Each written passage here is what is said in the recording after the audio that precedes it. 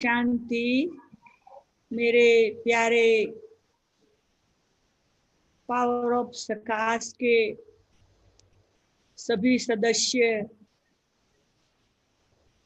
और शक्ति भाई और जो भी आज इस प्रोग्राम में, इस भट्टी में जुड़े हैं, सभी को बहुत बहुत बहुत बाप दादा की विशेष याद के साथ मैं आज का मेरे दिलों की अनुभूति की बातें आप सबके साथ शेयर करती हूँ।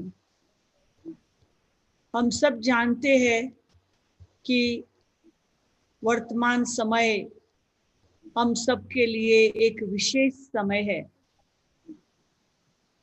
वैसे आज का हमारा बहुत सुंदर विषय है रिटर्न जर्नी के समय सबसे बड़ी सेवा, मनसा सकाश सेवा। तो ये तो हम जानते, आज के दिन हम लोग 4 साल पावर ऑफ सकाश जो ग्रुप है वो भी दिन सेलिब्रेट करेंगे। साथ साथ सकाश के बारे में और गहराई में जाकर और गहरी अनुभूति करेंगे। जो भी आज साथ में इस प्रोग्राम में जुड़े हैं वो सभी एकदम रिलैक्स होकर बैठ जाए। और आज हम एक विशेष अनुभूति थोड़े समय में ही करना चाहते हैं। तो वो थोड़े समय में फास्ट अनुभूति की ये हम सब के लिए घड़ियां है। जब आज का विषय जो मुझे मिला, स्वतः ही मेरा सोच शुरू हो गया कि बाबा हमेशा कहते हैं आदि सो अंत, जो शुरुआत में वो अंत है। तो जब बाबा ने 1937 में यज्ञ शुरू किया, तब से लेकर आज तक 84 ईयर से अभी ऊपर होने जा रहा है। तो बाबा ने जब यज्ञ शुरू किया तो क्या किया? मनसा शक्ति को बढ़ाने, मनसा सेवा के द्वारा यज्ञ वत्सों को पावरफुल बनाने के लिए 14 साल तक एक ही बड़े विशाल एरिया के अंदर, दीवारों के अंदर बहुत बहुत उन बच्चों को सकाश देकर बाप दादा ने यज्ञवत्स ओम मंडली नाम देकर बहुत पावरफुल बना दिया। ओम की धुनी करके, तपस्या करके उन अंदर वालों को, वो दीवार के बाहर क्या है कुछ पता नहीं था। अंदर ही अंदर ब्रह्मा बाबा के साथ अनुभूति, शिव बाबा के साथ अनुभूति, सब नई स्टेप चल रही थी उसमें। सब बहुत सुंदर अनुभव में जा रहे थे। देखो 14 साल के बाद यज्ञ माउंट आबू में आया और फिर सेवाएं सेवाएं सेवाएं, साधना सेवा साधना दोनों साथ में चलता रहा। और साधना के साथ सेवा करते करते हम अब तक यहाँ पहुंच गए। मुझे याद आता है बड़ी दीदी को बाबा ने कई बार, अव्यक्त बाप दादा ने कहा था, मेरे पास सारी नोट लिखी हुई है। बाबा बड़ी दीदी को गिड़गिड़ी कहता था, दीदी आप ऐसा ग्रुप बनाओ जो मनसा सेवा करे, जो विशेष पुरुषार्थ करे, जो मौन में रहे, जो साइलेंस में रहे, जो तपस्या करे, जो बेहद की सेवा करे। तो बाबा ने ऐसी बहुत बातें बताई थी। मुझे बहुत खुशी है कि हमारा ये पावर ऑफ सकाश ग्रुप जो 4 साल पहले शुरू हुआ और आज 4था साल हम सेलिब्रेट कर रहे हैं, तो 4 साल में जरूर बहुत कुछ बहुत कुछ बहुत कुछ किया। उसका ही रिजल्ट अभी ये कोरोना वायरस आया है। बाबा ने कहा जब भी तुम बच्चों की तपस्या बढ़ेगी तो प्रॉब्लम बढ़ेंगे और फास्ट विश्व में परिवर्तन आएगा। ये कोरोना वायरस एक बहुत बड़ी तकलीफ, वो तकलीफ ने लोगों को घर में बिठा दिया, लोगों को भक्ति में डाल दिया, ब्राह्मणों को तपस्या में डाल दिया और लोगों को अंतर्मुखी बना दिया। लोगों को मतलब बहुत सुंदर रीति से एक जीवन में नए ढंग से मुसाफरी बंद, ट्रैवलिंग बंद, लंबी जर्नी बंद, आकाश में उड़ना बंद, कितना परिवर्तन ला दिया। तो वाह, पावर ऑफ सकाश ग्रुप, वाह, बहुत कुछ किया, बहुत कुछ करते चलो। परंतु मुझे साथ साथ ये भी याद आता है कि बाबा जब से आया तब से रिटर्न जर्नी है। हम सब तो सतयुग से आए, धीरे धीरे धीरे कलयुग आ गया, पता भी नहीं था ये कलयुग आ गया, बस मजा कर रहे थे। अचानक शिव बाबा ब्रह्मा बाबा में आए, यज्ञ शुरू किया, जो भी ब्राह्मण बनते गए उनको पता चलने लगा कि अभी रिटर्न जर्नी है। जब बाबा आए तब तो पता चला हम आत्मा है, वो परमात्मा है और हमें परमधाम जाना है। तो हमारी 84 ईयर से रिटर्न जर्नी यज्ञ की चालू हो गई। उसमें जो जब भी शुरू हुआ सबको कहते return journey, return journey, return journey. तो चलो 4 साल से इसको बहुत फोर्स लगा दिया है। मेरे प्यारे भाइयों और बहनों, एक बात जरूर याद रखो, बहुत गई थोड़ी रही, थोड़ी की भी थोड़ी रही। अभी एकदम कम समय रह गया है, एकदम। जब 84 साल बीत गए भगवान को इस सृष्टि पर आकर कार्य करते हुए, अभी कितना समय रहेंगे। तो ये जो बीमारी आई है, ये वायरस जो आया है, ये तो एक इशारा है कि अभी बहुत थोड़ा समय हम सबके लिए बाकी है। तो अभी क्या करें? जो भी कुछ करना है, डू इट नाउ और नेवर। अभी नहीं तो कभी नहीं, डू और डाई, नाउ और नेवर। जो करना है अभी करो, क्योंकि ये जो समय मिला है, बाहर की कोई सेवा नहीं है, बाहर का इतना कारोबार नहीं है, क्लास में इतना जाके बैठना नहीं है, अमृत वेला समूह में जाना नहीं है। दो बात हो सकती है, हम लेजी हो सकते और सोए रहे और दुनिया के न्यूज देखते रहे, या तो हो सकता है हम सीरियस हो जाए, अपने आप को टाइम मिला है एकदम पावरफुल बना दे, जो करना चाहे हम कर सकते, अभी नहीं तो कभी नहीं। तो मुझे याद आता है, मैं ज्ञान में आई, 4 ही साल में बाप दादा अव्यक्त हो गए, ब्रह्मा बाबा हम सबको छोड़ के अव्यक्त वतन चले गए। अव्यक्त मुरलियां शुरू हो गई। अव्यक्त मुरलियों में शुरू में मैंने 4 शब्द पकड़ लिए। हम सब जानते हैं, हमारे पास बहुत खजाना है, सब याद भी नहीं रहता है। तब से लेकर आज तक मैंने 4 शब्द पकड़े हैं और वो 4 शब्दों में आदि से अंत तक का, शुरू से अभी तक का सब ज्ञान है। वो 4 शब्द इतने पावरफुल है, उसमें सब कुछ आ जाता। मैं चाहूंगी वो 4 शब्द आप सबको सुनाना। वो 4 शब्द है अव्यक्त मूर्त, अलौकिक मूर्त, आकर्षण मूर्त, हर्षित मूर्त। अब ये शब्द आप देखिए, मैं डिटेल में नहीं जाती हूँ।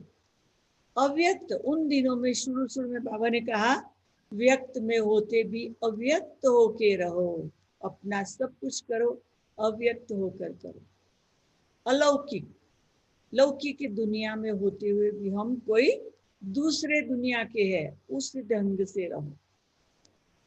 आकर्षण मूर्त, हमारे द्वारा ज्ञान का, योग का, धारणा का पवित्रता का, प्यार का, हर्षित मुक्ता का, ऐसा लोगों को आकर्षण हो, हमें देख कर ही वो भगवान के बन जाए। और लास्ट में हर्षित मुक्त। बाबा कहते देवताएं सदा मुस्कुराते होते, हर्षित मुक्त। तो ये 4 शब्द आप सब, हम सब याद रखें। उठे तब से रात तक, सोए तब से सुबह तक, नींद में भी हम मुस्कुराते रहे। तो ये 4 शब्द में सब ज्ञान समाया हुआ। जिसको ये 4 शब्द प्रैक्टिकल जीवन में आ जाए, सारा ज्ञान धारणा हो गई। कुछ याद नहीं रखना पड़ेगा, अंत में कुछ याद भी नहीं रहेगा, कुछ नहीं होगा। बस हम अपनी जो धारणा की वो ही खाली हमारे साथ रहेगी।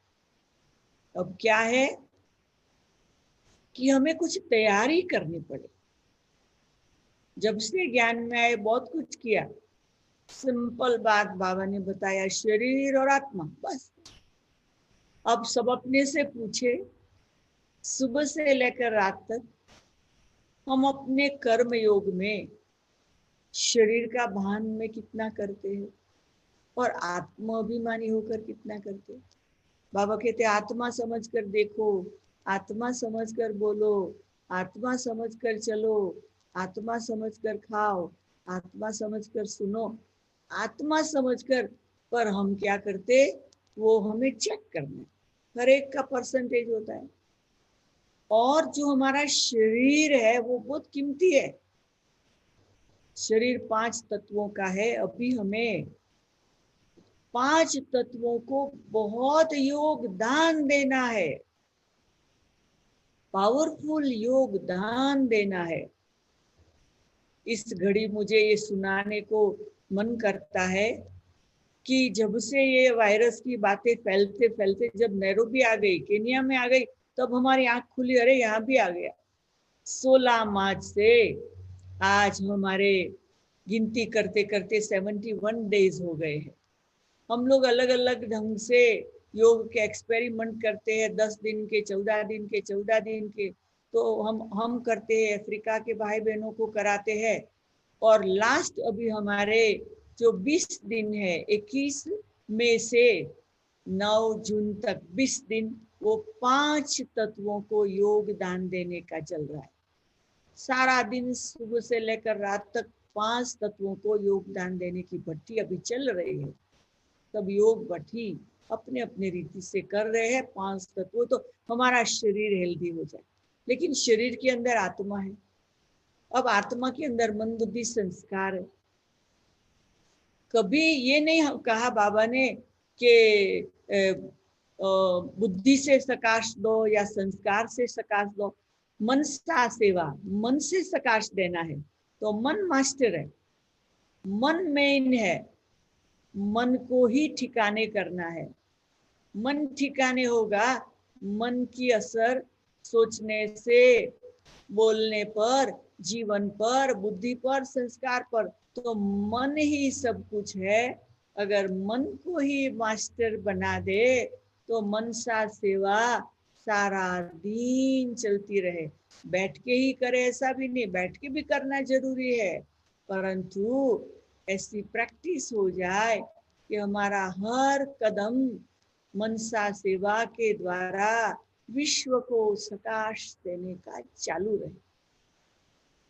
और वो प्रैक्टिस करने के लिए हमें एकाग्रता बहुत जरूरी है।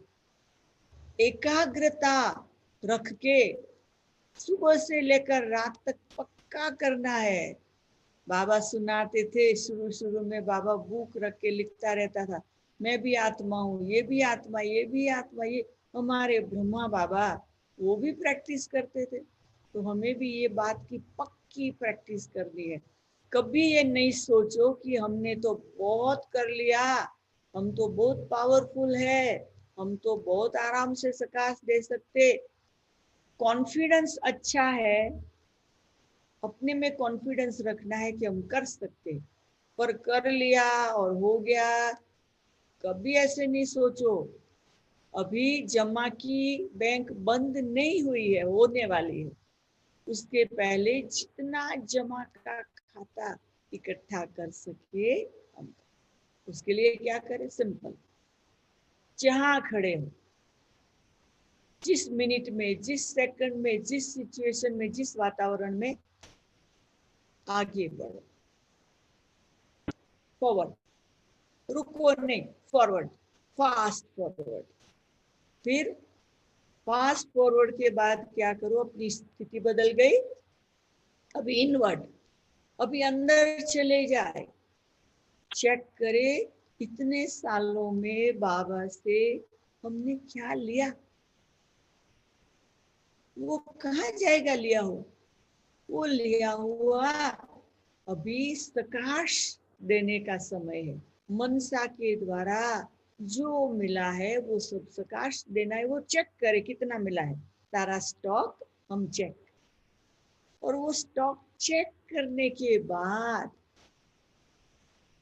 ऊपर चले जाए बाबा से और स्टॉक लेने, क्योंकि जितना है वो इनफ नहीं है संसार को बांटने लिए।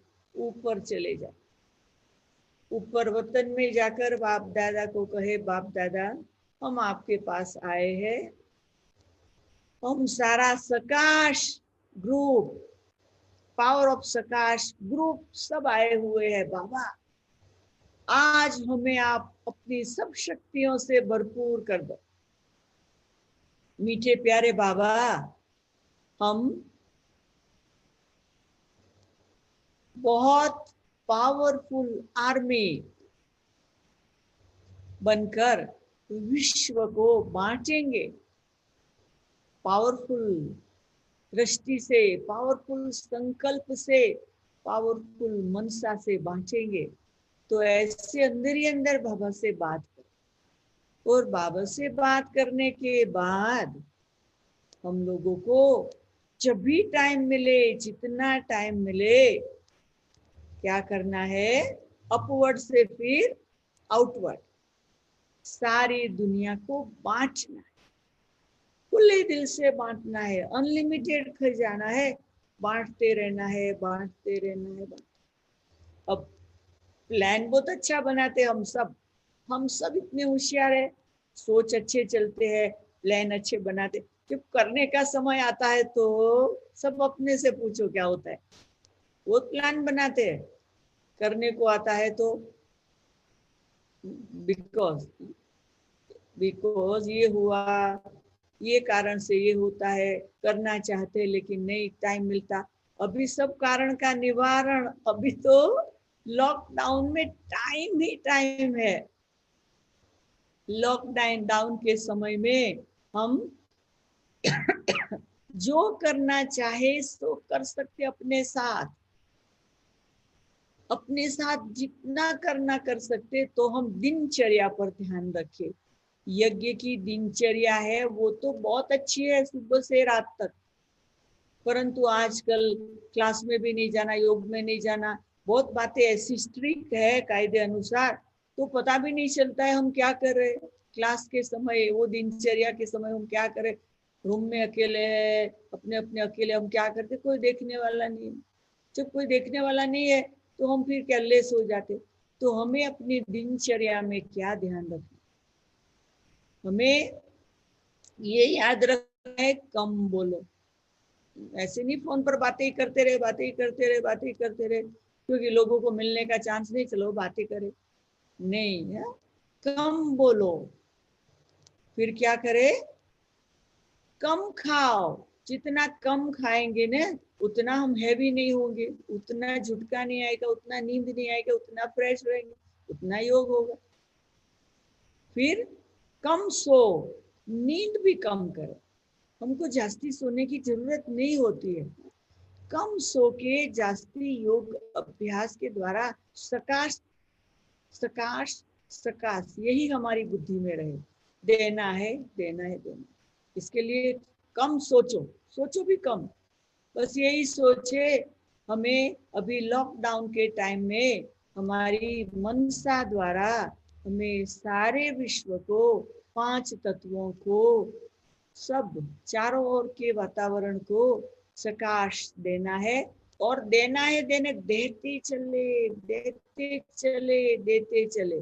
तो हमें ये कम, सब कुछ कम करके बचत की स्कीम, हमें अपना अकाउंट चेक करना, बाबा ने मुरली में कहा ना, जो हमको चेक करना है कि हमारा कितना बचत का खाता है। बचत का खाता बहुत जरूरी है।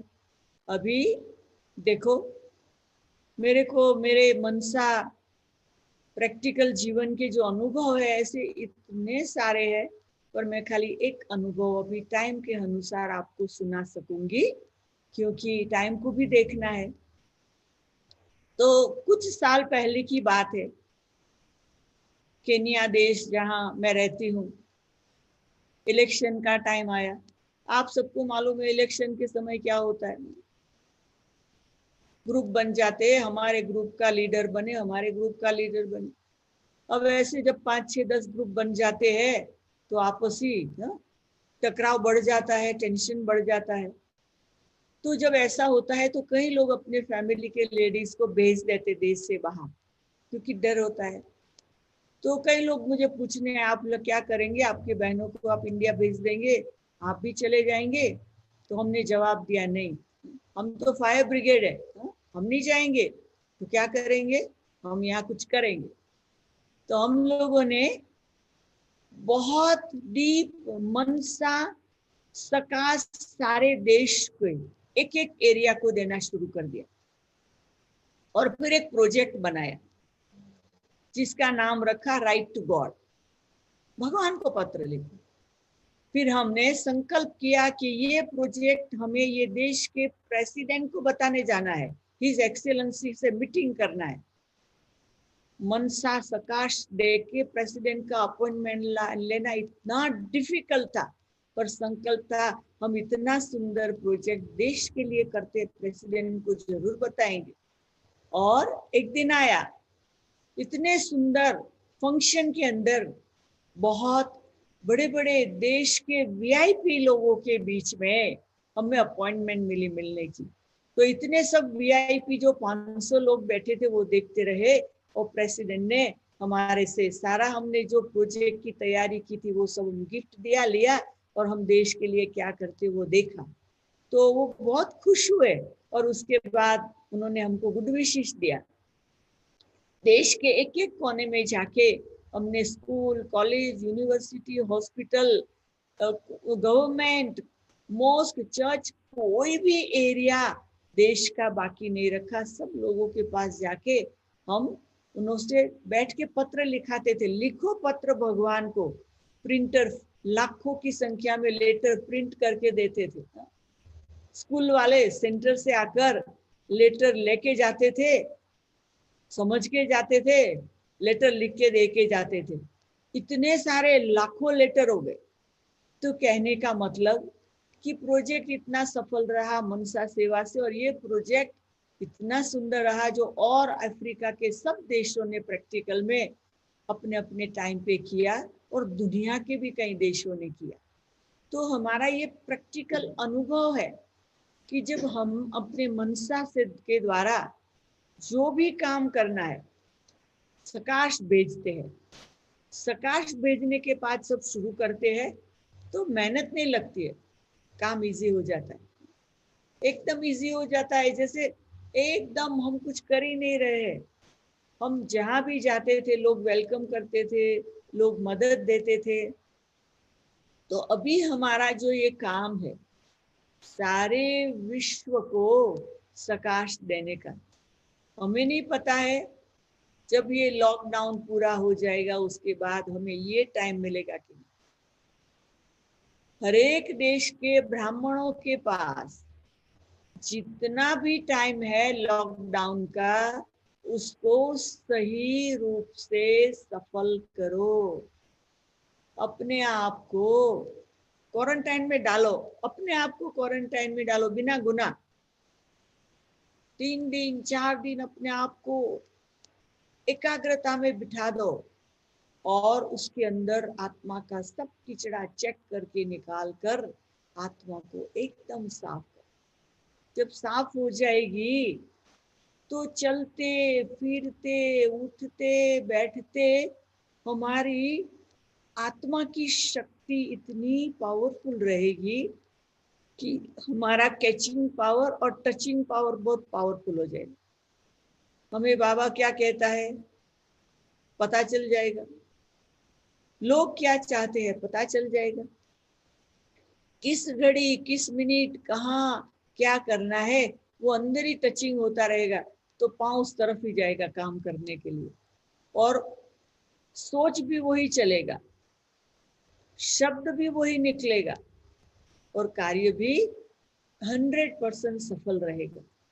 तो कहने का मतलब क्या है कि हम सभी को अभी जो टाइम मिला है उसको रिटर्न जर्नी का फाइनल टाइम समझ लेना है।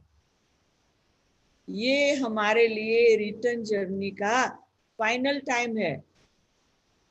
ये नहीं सोचना और 10 साल है 20 साल है, होगा तो और करेंगे मजा, पर अभी जो टाइम है उसको हम अपना रिटर्न जर्नी का ये फाइनल समझे। क्योंकि देखो अभी हम लोग स्थूल में कहीं भी जा नहीं सकते, पर्सनली किसी की सेवा कर नहीं सकते। अभी ये साइंस के साधनों के द्वारा हम दुनिया को अपने नजदीक ला रहे हैं, ब्राह्मण परिवार को नजदीक ला रहे हैं, एक दूसरे से मिल रहे हैं, एक दूसरे से बातें कर रहे हैं, एक दूसरे के अनुभव सुन रहे हैं, एक दूसरे को प्रेरणा दे रहे हैं। तो ये देखो प्रकाश का कार्य साइंस के जरिए हम कर रहे हैं। परंतु ये जो साइंस के साधन है कितना समय हमें मदद करेगा? समय आएगा लाइट ठीक नहीं होगी, समय आएगा साइंस के साधन ठीक नहीं चलेगा, समय आएगा हमें कोई प्रकृति के 5 तत्व ठीक मदद नहीं करेंगे, तब हम क्या करेंगे? तो अभी से हमें प्रैक्टिस करनी है कि हमारी जो मनसा शक्ति है उसको इतनी पावरफुल एकाग्र बना दे, वो एकाग्र बन जाए। वो कहते मन चंगा तो कथोटी में गंगा, मन जीते तो जगत जी, मन जीते तो माया जी। सारी जो बातें हैं ना कहावत वो मन के ऊपर ही है ना। मन को बंदर जैसा भी कहते हैं। मन को तो पॉजिटिव टाइटल भी बहुत मिलते हैं, तूफानी घोड़ा भी कहते, तो मन को नेगेटिव टाइटल भी बहुत देते, मन को पॉजिटिव टाइटल भी बहुत दे सकते हैं। तो मन जो है वही आत्मा का एकदम पावरफुल मददगार है। अब वो मन जब एकदम मास्टर बन जाए, मन मास्टर बन जाए, तो सारे विश्व को प्रकाश देना कोई बड़ा काम नहीं है। सारा विश्व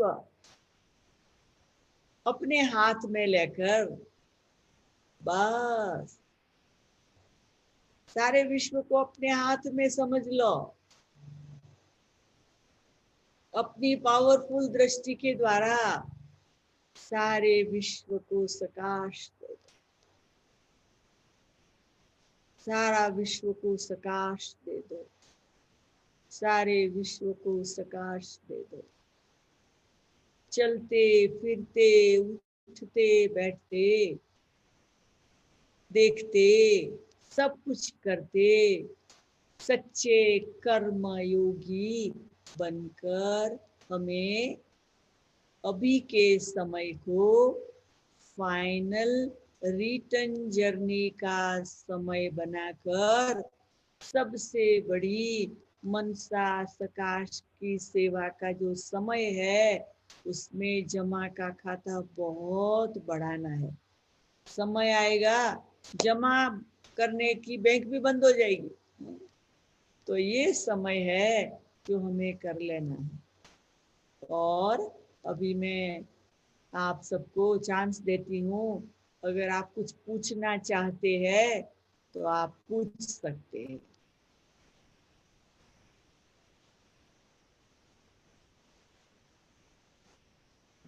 ओम शांति। आदरणीय दीदी जी, आपने बहुत प्रैक्टिकल और गहनता, बहुत गुही और प्रैक्टिकल जीवन के अनुभव के साथ हमें स्पष्ट किया मनसा सेवा के बारे में, सकाश सेवा के बारे में।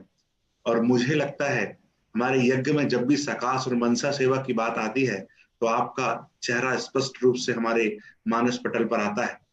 मेरी बहुत अच्छी एक बार चिट चैट हो रही थी संतोष दीदी, रशिया की जो इंचार्ज हैं पीटर्सबर्ग के, तो उन्होंने बहुत सुंदर अनुभव शेयर किए कि यदि हमारे यज्ञ में मनसा सेवा के पावरफुल अनुभव को आपको जानना है तो निश्चित तौर पर आदरणीय वेदांती दीदी जी के सानिध्य में आपको वो जरूर बहुत सुंदर अनुभव रीति से प्राप्त होंगे।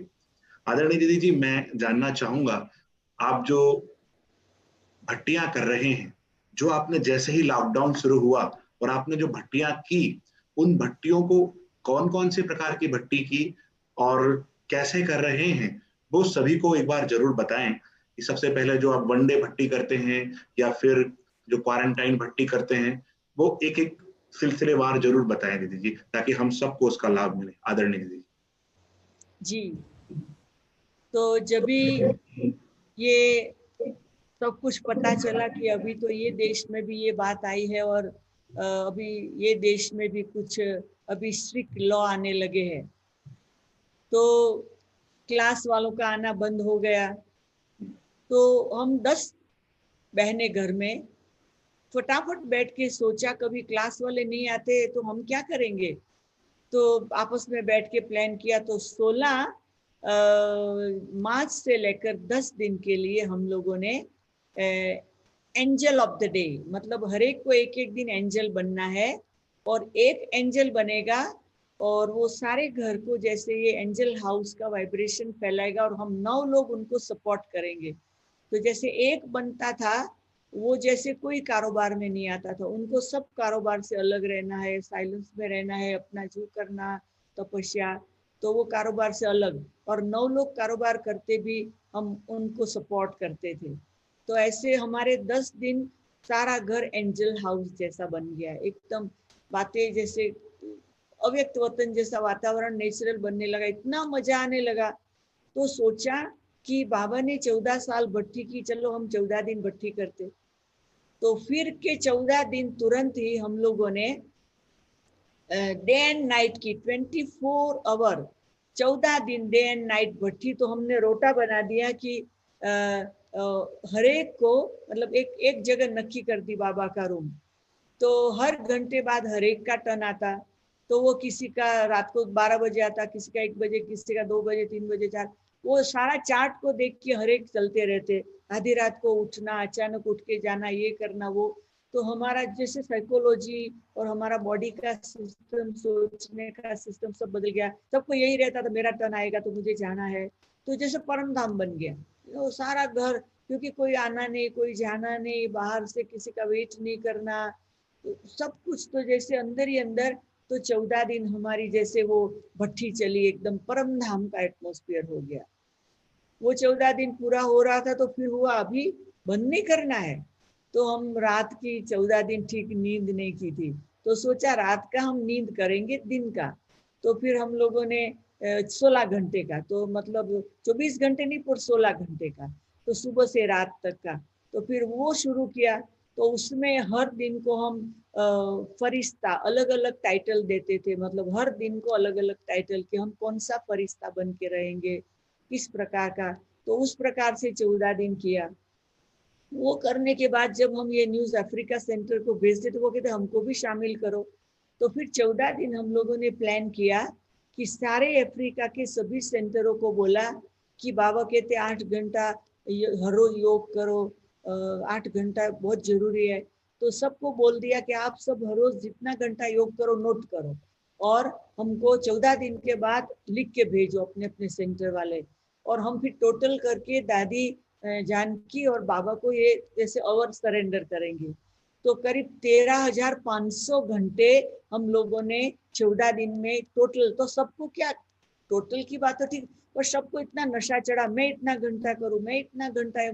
और कमाल की बात है, ये लोग देखते थे सबके घंटे आते थे तो किसके कितने किसके कितने। तो मैं भी अपना लिख के दिया। तो वास्तव में क्या हुआ कि 14 दिन के सबके जब टोटल देखा तो मुझे नंबर 1 मिला, क्योंकि मैंने 179 आवर किया था। तो ये बहुत जैसे सबको नशा चढ़ा कि जब ये 75 ईयर के इतनी बड़ी बहन कर सकती है तो हम क्यों नहीं कर सकते हैं। तो सबको इस बात का बहुत नशा चढ़ता था। वो होने के बाद फिर सोचा अभी क्या करें, तो उसके बाद हमने फिर 14 दिन का ही हम स्टेप लेते जाते थे। तो फिर 14 दिन हम लोगों ने ये नक्की किया कि अभी है ना, तो हम लोग वो रिसेप्शन हमारा है वहां बैठ के योग करने का प्लान करेंगे, और घंटा घंटा बहुत लगता है, आधा आधा घंटा। तो हम आधा आधा घंटे का रोटा बनाते थे। उसमें फिर जैसे सारा घर में जिसको जहाँ करना है अलग अलग एरिया में, और अलग अलग घर में तो 40 एरिया घर के बना दिए, और 40 एरिया को योगदान मिलता रहा, अलग अलग एरिया। कई घर के एरिया कई आइसोलेटेड होते हैं, तो ये हमारे एक एक एरिया चार्ज हो गए, चाहे राशन का स्टोर है, चाहे प्रेस करने का एरिया है, चाहे वॉशिंग एरिया है, चाहे किचन है, चाहे क्लासरूम, हर एरिया चार्ज होता रहा। तो ये बहुत अच्छा रहा। उसके बाद अभी हम लोगों ने मतलब फिर क्या किया, जब 44 डेज हो गए ना, तो हम लोगों ने 44 वैरायटी बनाकर बाबा को 44 डेज का सेलिब्रेशन करके बाबा को 44 चीज बना के सारा स्टेज पे सजा के बाबा को भोग लगाया। तो बाबा ने कहा कि इतना करके इनफ नहीं है, बाबा ने खास मुझे मैसेज दिया कि और आगे करते चलो, तो इसलिए हम आगे करते ही जाते हैं। तो अभी लास्ट हमारा ये जो 20 दिन है वो हमारा विशेष इस प्रकार का है कि हमें 5 तत्वों को योगदान देना है, ये चल रहा है।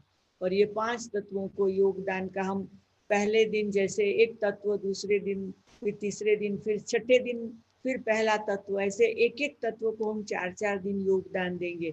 तो एक अलग अलग 20 एरिया बनाया है, तो 20 दिन के लिए अलग अलग एरिया में सारा दिन हम आधा आधा घंटे बाद चेंज होते हैं। तो इस प्रकार से बहुत सुंदर अनुभव हो रहा है। तो हम जैसे कल हमारा 70 डेज हो गया, आज 71 डे है, हम बहुत खुश है, बहुत सुंदर अनुभव होता है। और हम ब्राह्मण परिवार के जो हमारे अफ्रीका में सबको ये शेयर करते हैं, तो वो भी अपने घरों में बैठ के अपनी यथाशक्ति यथा योग करते हैं।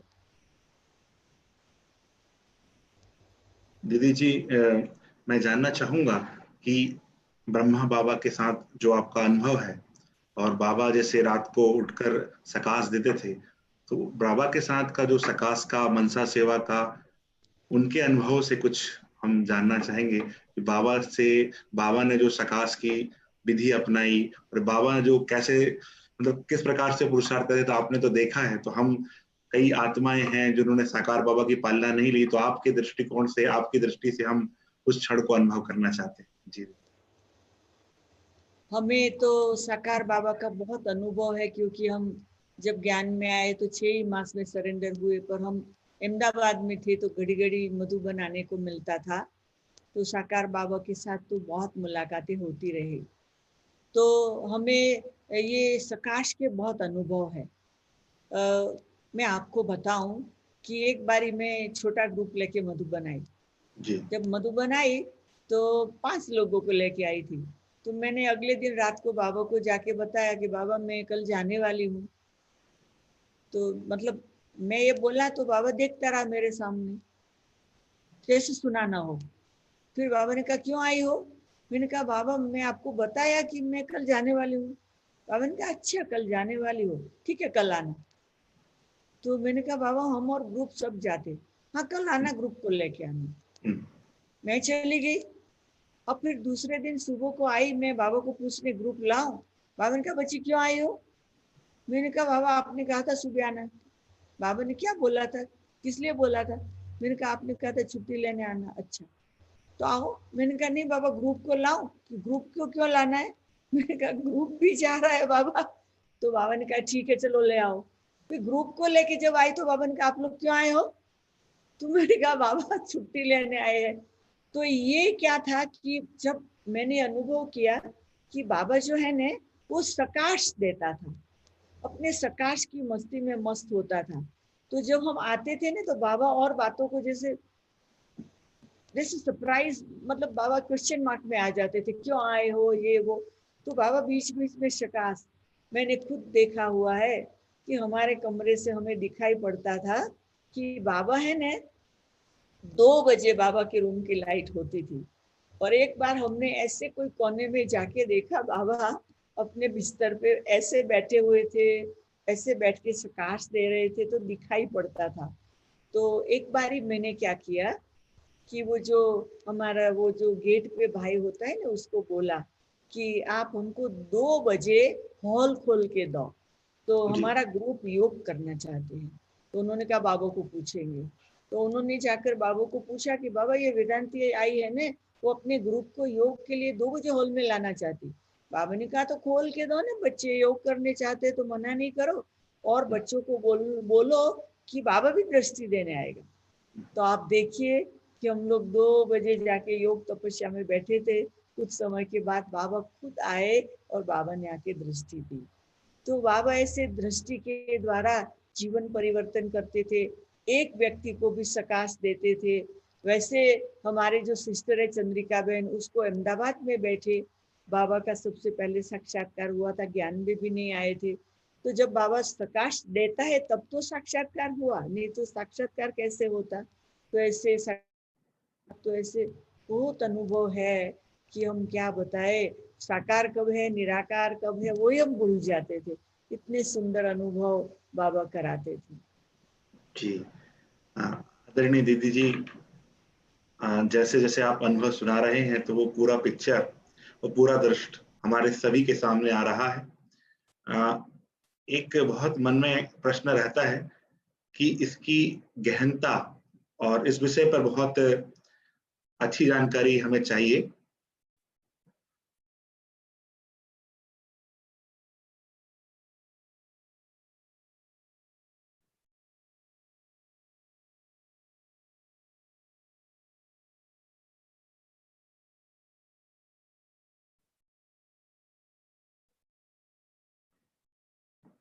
हम कुछ ही मिनटों में फिर से दीदी से बात करेंगे। अब हम सब तैयार हो जाएं विशेष योग के लिए। अब हमारे आदरणीय दीदी जी विशेष रूप से हमें योग जी कराएंगे। जी दीदी जी, मैं जी। पूछ रहा था कि टचिंग पावर और कैचिंग पावर बाबा से लेने के लिए क्या धारणाएं होनी चाहिए, बाबा की टचिंग और कैचिंग को कैसे रिसीव कर सकते हैं? जी दीदी।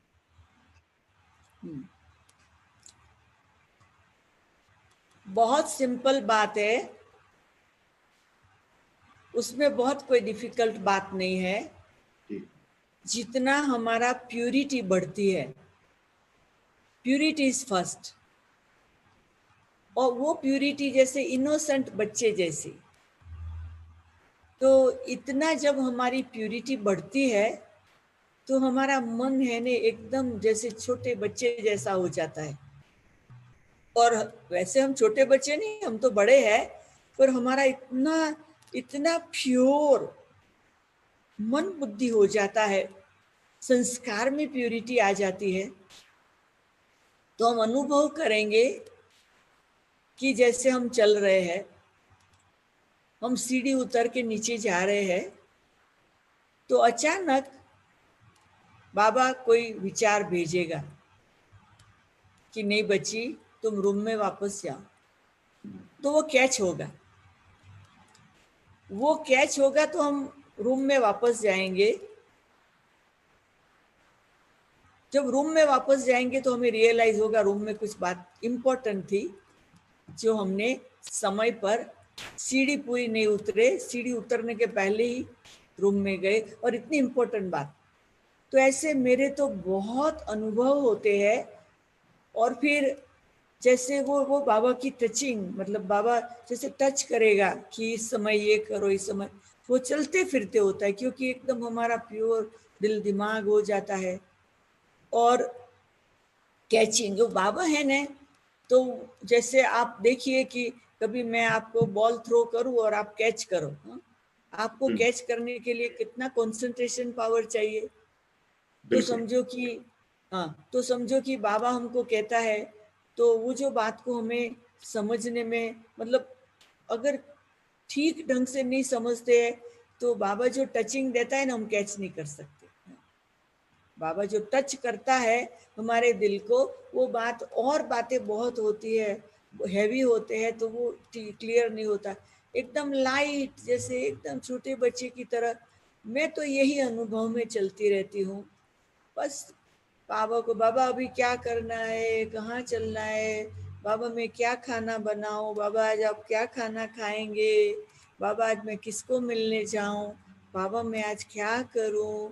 तो जैसे कोई भी ऐसे लाइफस्टाइल बना देने की कि मुझे कुछ भी काम बाबा को बिना पूछे नहीं करना है, अभी वो मेरा सब कुछ है, उनको पूछ के करना है। और जब ऐसे करेंगे तो इतना इतना क्लियर होगा कि टचिंग केचिंग। मुझे एक बात याद आती है कि कैसे टचिंग कैचिंग से हमारे कितने बात क्लियर हो जाती है। तो एक बारी हम लोगों का एक बहुत बड़ा प्रोग्राम था और सारी तैयारी हो गई थी, बहुत बड़े टेंट लग गए, सब कुछ हो गया।